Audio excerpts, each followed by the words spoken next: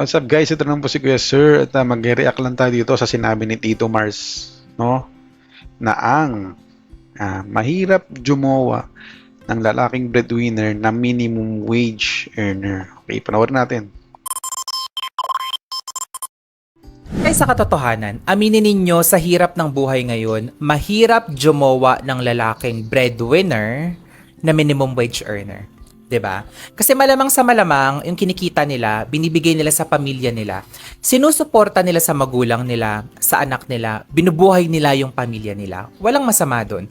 Pero paano ka na bilang babae?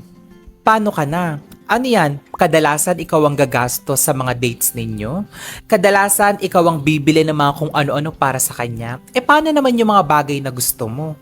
Ikaw na lang ba yung palaging magsasuffer? Ikaw na lang ba yung palaging magbibigay samantalang siya wala man lang maibigay na kahit ano sa'yo? Unang-una guys, magjojowa ka lang ba para sa pera? Diba?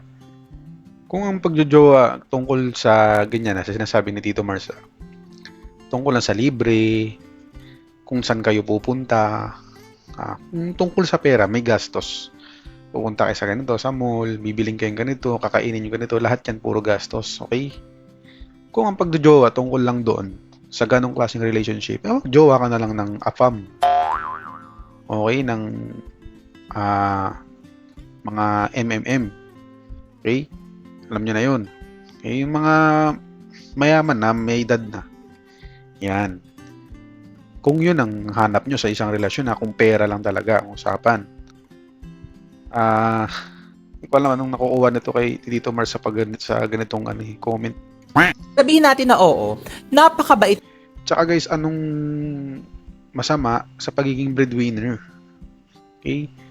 Ang mga ibang babae or kung nga pala, no, bakit nag-react to? Hindi naman siya babae, no? Hindi tayo guys ng gender dito ha. Pero kasi mostly ang namumblema nito ay puro babae. Okay? Kasi meron tayong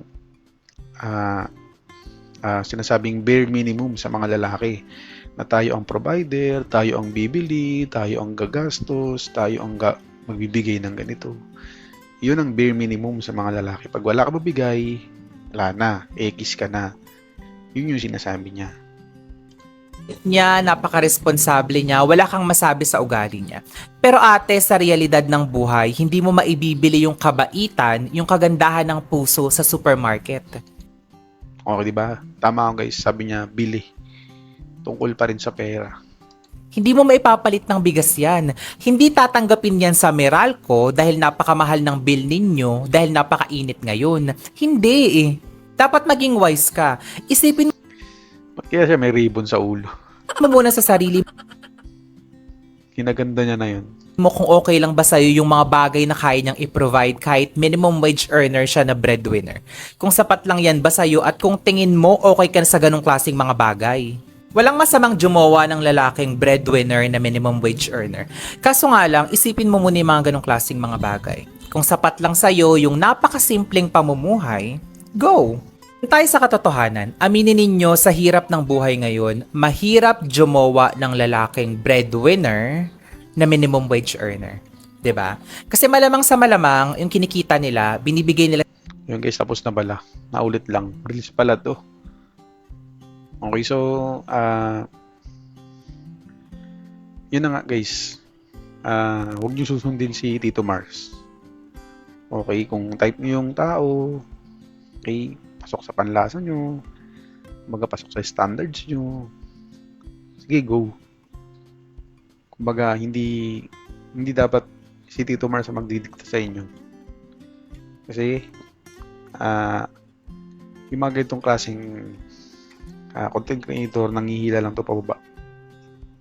Okay? Ang tawag dito ay clout chasing. Kung saan nanggigigil yung tao, ano yung nakakainis, yun ang i-content nila. Okay? So, taliwas sila dun sa good side. Dito sila sa bad side. Mga bad comments, no? Pero may ibang content to si Tito Mars na maayos-ayos naman yung comments niya. Pero dito, mali siya dito. Okay? Maraming salamat guys pagsama sa panonood. Okay, follow nyo kami sa aming page na ito at sa aming YT channel. God bless.